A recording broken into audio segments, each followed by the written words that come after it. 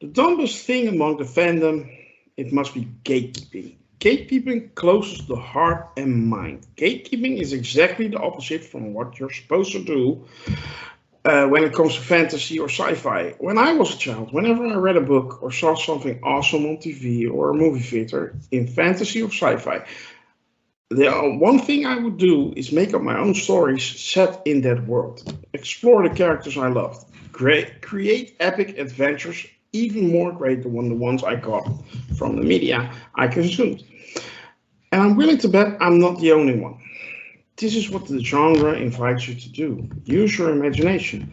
And if you're really good, you may get to create a show for yourself. So stop gatekeeping on whether this show, Rings of Power, is canon or lore, and start to imagine. I can't wait to see or read your stories.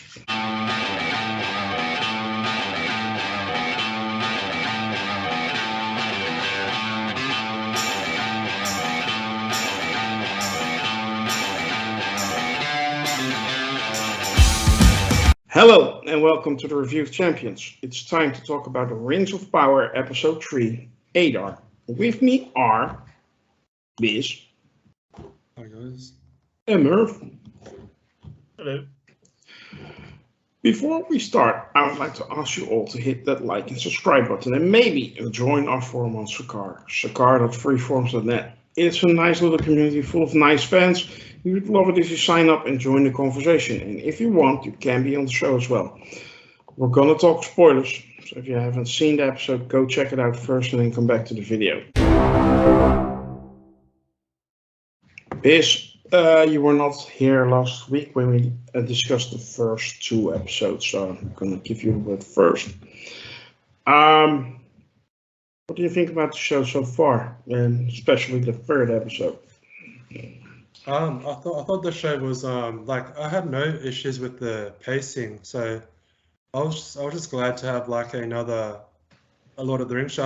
I'm not a big fan of Lord of the Rings, but I enjoyed it. I don't know much about really about the, how would you say it, the I guess lore. the lore of the show and everything about it. What's canon or whatever. Like, I just know even with like Lord of the Rings movies, I've only watched it like once, which might be like sacrilegious to a lot of fans. I was like, how can you only watch this once? Like, didn't you watch the extended version as well? Like, but yeah, they're just too long movies. I'll get around to it eventually. A rewatch, that's for sure. But yeah, that's where I'm coming from. So I'm more of a general viewer. But yeah, I've liked the show so far. This episode was definitely the strongest. I like all the characters except for the black elf. But now, since I've seen this episode, I've changed my mind about him. He's got a more interesting story, that's for sure. Galadriel is probably my favorite character. Yeah.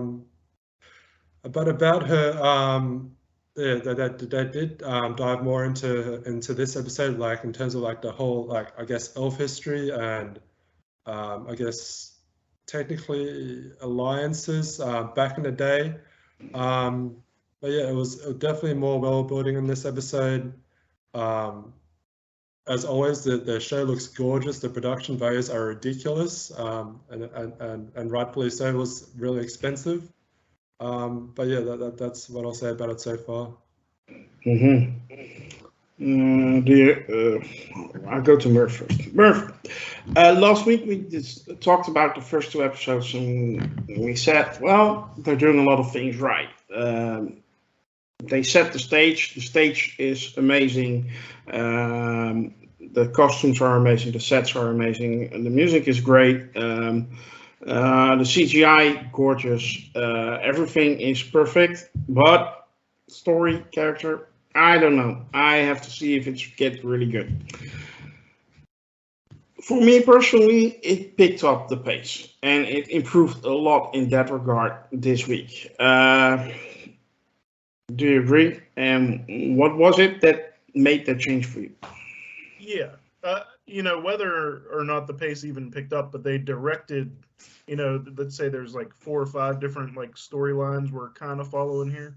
They directed 2 of them towards like kind of the same inevitable problem. You know, one of them's obviously knee deep in the problem now, and in the elf storyline, and then the Galadriel. I can't remember the elf's name, the male elf, the black elf, but Galadriel's story like is pointing towards that now. She has all the clues and all the hints she needs. She just needs to get back there and actually convince her people that this is going to be a problem.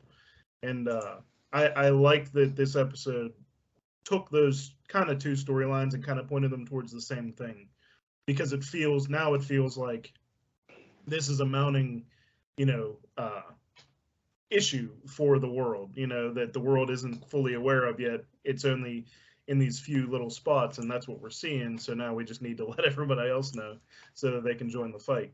You know, and that was the bulk of it. We didn't see any of Elrond's storyline or the humans that are on the run now with like the kid who has the blade. But I didn't really miss it because everything they gave us with these two storylines was great. And then they threw in like the hobbits and get them moving a little bit. You know, it goes without saying, like, you know, that the show's production value is, you know, well shown. You know, the visuals and the music and everything, especially like seeing Numenor. I didn't know anything about Numenor, but just that, you know, they're doing a great job of setting these, you know, landscapes and these, you know, areas that you're diving into, and it's not the same exact one that you've seen in the Lord of the Rings movies or the Hobbit movies or anything like that. And they're making them unique in the costume design and the production value. It's also great.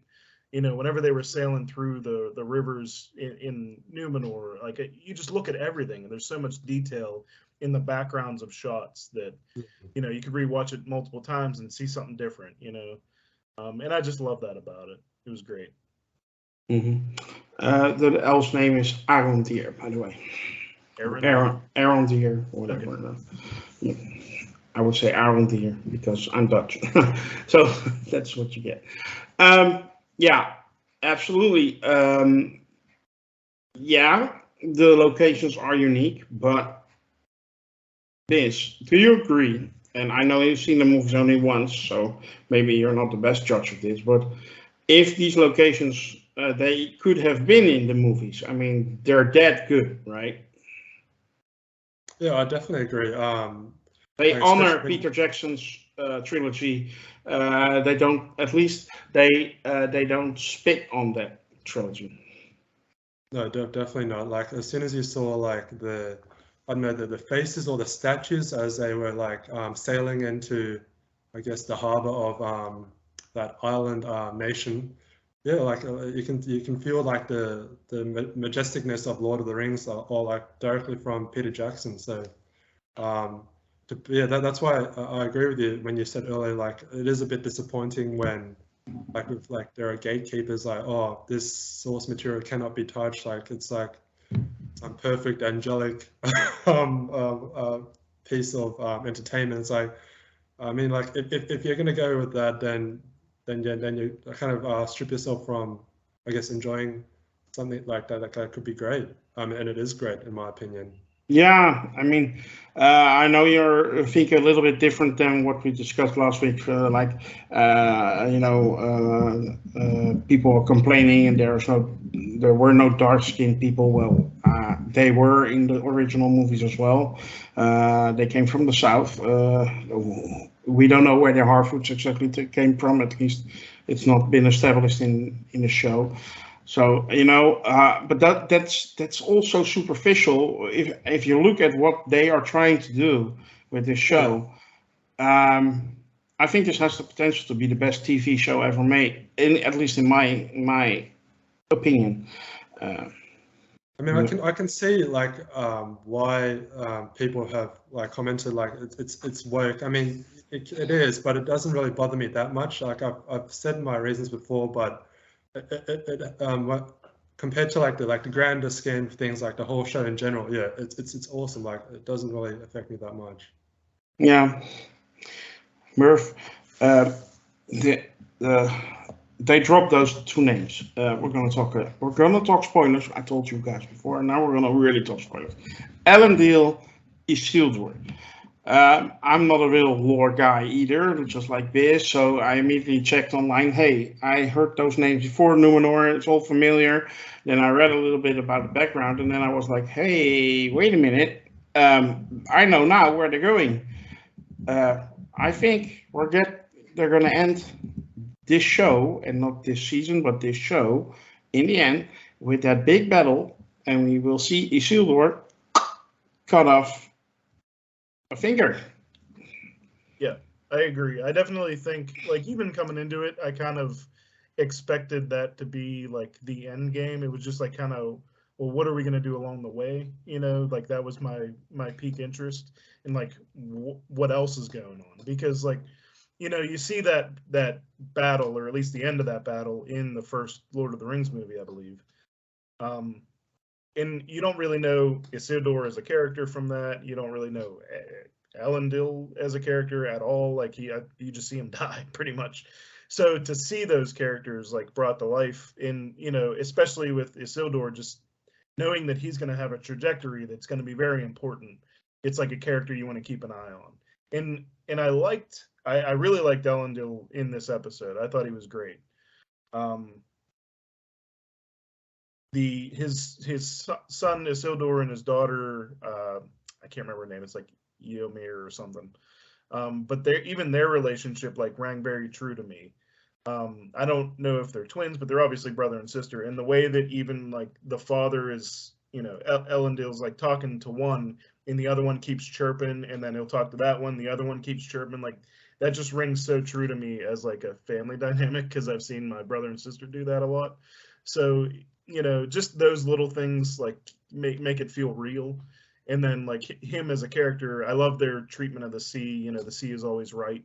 That sort of thing. Like they borderline worship the ocean. You got to, because they're sailors, so they're at the mercy of it. I just like a lot of that dynamic. In like we know where Isildur is going to wind up in Elendil, but like how they get there is going to be the fun part for me. Yeah, no doubt. They are the ones that bring Galadriel to Middle Earth, Yeah. and then Elendil becomes King of Gondor and then that sets the whole bloodline that will lead to Aragorn in motion. So yeah, well, I'm really looking forward to that. To see that unfold in the next few years. This episode really got me excited for this show. As I told before, said before, I was a bit like, should they do this? Especially because it's Amazon, bad company, or at least the company is not bad, but the people behind Amazon, and they do it right. Biz, don't you agree? Yeah, I definitely do it right, especially with this episode. Like that's why some people are a bit too, I guess, quick to judge. Like, but then again, you have that argument. It's like it's not my job to appreciate the show right to start. That's what pilots are for. They're meant to hook you in. So I get that argument too.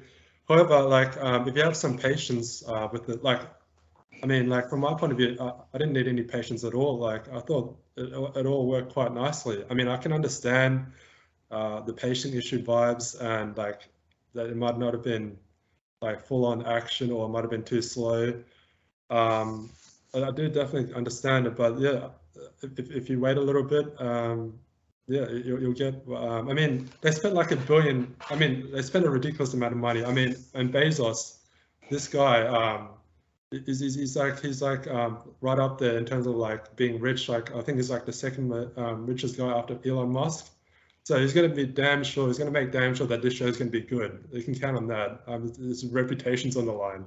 But yeah, I have no real complaints about this show. It looks awesome. The story is developing nicely. I like to see where the stranger's going. I mean, is he a wizard? Is he Sauron? There's still the dwarf chest. There's some mysteries to keep you going with this as well. It's all interesting. Like you can see, like the history is being woven into it, even though I don't know much about it. But yeah, a solid effort. Yeah, I totally agree. Merv, there. Do you have any negative at all? As minor nitpick as it may be about this show, or is it just like, yeah, great, and I love it, and I'm invested, and I want to. I actually don't think I do, or at least I can't think of one right now. There's so many like small things that like please me, like from the map transitions to whenever, like we'll actually see on the map like where we're going from place to place. Like that just helps me mentally like figure out where I am in this world. To like, the Harfoot dialogue I find quick and witty compared to other characters' dialogue, and it's just fun to listen to them talk. All the little hooks, like all the mysteries Biz mentioned, like there's all that stuff already, and we're 3 episodes into what is an 8-episode season, but like there's a lot of stuff here to digest, and I think, I mean, it's got my attention like full on. Like I couldn't wait to get home and watch it whenever it's released, and I can't say that about many other shows. No, that's a sign of a good show, and Right. yeah. Whenever I online and I see then people, whether it's on TikTok or on Twitter or whatever or YouTube, and then they complain that the history of Tolkien is a little bit bended. Like Elendil and Isildur are supposed to come onto the stage a little bit later in the history, so they're being displaced history-wise. But I just want an awesome show, and I'm getting that. Is that so bad, or should I respect that more, or what do you guys think, or do you think the same as me? Yeah, I on this shelf behind me, I have the Lord of the Rings, and from what I understand, they're basing this show on like the appendices of the Return of the King, which is basically just like a history timeline, like year by year. If anything big happened, like it's very loosely detailed. Like there isn't much. It's 100 pages, but it goes into like details on different creatures and races and short summaries. But like it's thousands of years that it breaks up into. Like it covers like thousands of years. You can't make a TV show where you're jumping ahead 50 years, because you have to replace every character that isn't an elf, like you'll just have to do that. So I don't want to watch a show that jumps around like, ahead in time, 50 years between episodes. No, you want to get invested in the character. Yes, exactly. So if they condense it to, all these things are happening within like a human lifespan, I'm okay with that. As long as it makes a good story and, doesn't shatter the universe that we already know about. Like if it doesn't like completely break the Lord of the Rings movie, I'm perfectly fine with them condensing that to 100 years instead of 1,000 or whatever the difference is. I don't think even Jeff Bezos dares to touch the Holy Trilogy made by Peter Jackson. That was 20 years ago. Biz, so you would agree that it's okay for people to expand on the lore, and maybe like I tried to make the statement in my opening statement, make your own story set within a world, and that's fine as long as it doesn't contradict what happens in that world, what has been established, so it honors the lore, the canon, whatever you want to call it. That's fine. Do you agree with that, or do you have a different point of view? Yeah, I mean, it's all very subjective. It really depends, I guess. But I'm generally fine with expanding stuff, because otherwise the story just stops. You don't get to see more of it. That's the problem with gatekeepers. So yeah, like I like what they're doing so far. Even like what Merv was saying, like yeah, it's technically based on appendices, like some little I guess add-on. It's like okay, but if they're doing it well, more power to them. Like I'm enjoying the show. That's what I get out of it. You get to see more of the whole world. Like I'm not a huge fantasy fan, but yeah, I enjoy that genre. It's the same with sci-fi. So yeah, I mean, I understand the complaints on some level, like for example, like other stuff that I care about, like for example, Marvel, like with what's canon and what's not. Yeah, I mean, there are like established stuff, but yeah, you got to be a little bit more. You got to be a little bit open-minded at least. Like maybe show a bit of I don't know, extend an olive branch or something. Like otherwise, it gets a bit ridiculous, especially with the online community. But yeah. Yeah, as long as they don't show like tanks rolling from Mordor to Gondor, I'm fine. Murph?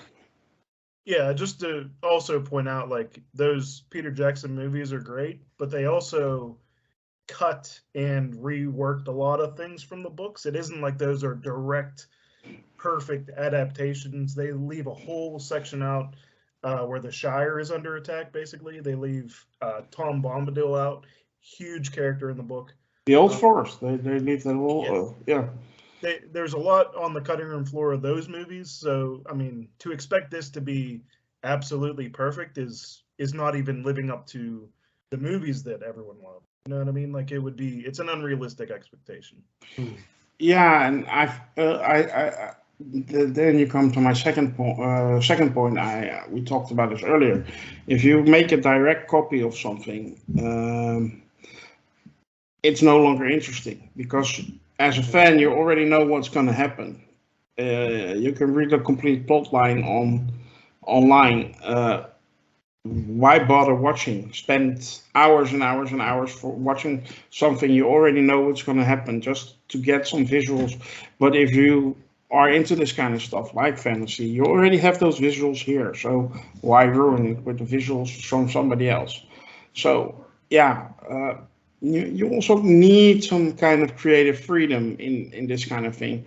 And I think it's very clever they use the appendices because then you get to use some creative freedom without like completely pissing everybody off. Although people will always find a reason to be pissed off. Anyway, that's also true. So you can't please everyone. So, do we want to unpack anything else from this week's episode, or are we done? Merv? Just to touch on I think his name is Halbrand character. Yeah, the companion to Galadriel at the moment. I've heard an interesting theory, and not to speculate too much. Obviously, we know like he's kind of from a line of humans who supported Morgoth during the battle way back when. They reveal that, and you know his destiny seems to be to become a king again, like like Aragorn. But the theory I heard is that maybe he'll become one of the Nazgul, one of the fallen kings of men, maybe even the Witch King himself. So just, obviously that's speculation, but that immediately like piqued my interest of like, oh, well now I really want to pay attention to this character. If he's going to do like a reverse Aragorn where he falls from, like he, lives up to his name and then falls from it, you know what I mean?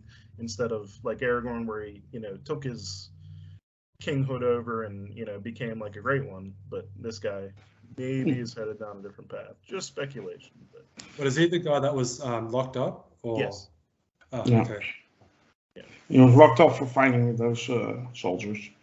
Yeah. He showed like a berserker side, and that immediately got me interested too, because it was like, please don't do this, and then they punched him once, and he just went on a rage and ripped the guy's arm in half, and like yeah. Like, as soon as he said like, please don't do this, it's like you knew something was going to happen. Yeah, he knows his strength, and you don't want to use it. He's a guest after all. But yeah, there's tons of interesting things happening in the show, and yeah, of course it can still fall off the rails. That's always a possibility. But if they keep doing what they're doing, I think we got a winner on our hands, and I agree. You know what? Let's rate this week's episode.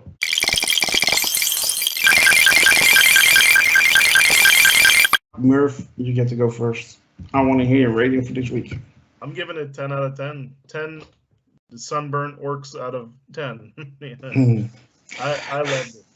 You don't have to imitate Archer, you know, right? Biz. I'm going to give it a 9 out of 10. Yeah, awesome episode. There's no real complaints. I mean, what I will highlight is that I found the Black Elf like a bit boring, but it completely changed my tune after this episode. Yeah. He's like the Legolas of this show, except Legolas is also around, so we'll have to wait and see. Because we saw Legolas in the big battle, so. I'm also gonna go for 10 out of 10. I just can't fault this show, and yeah, but people will find something to complain about anyway. But I don't complain about anything so far, and I absolutely adore it, and I can't wait to see more. Well, that will conclude our review for episode 3, Adar. Of the Rings of Power. Before we finish, I would like to ask you to hit the subscribe button and notification bell on YouTube. Follow us on Twitter, like our Facebook page, join the 4 Monster Car. That way you will never miss us and we won't have to miss you. Bye.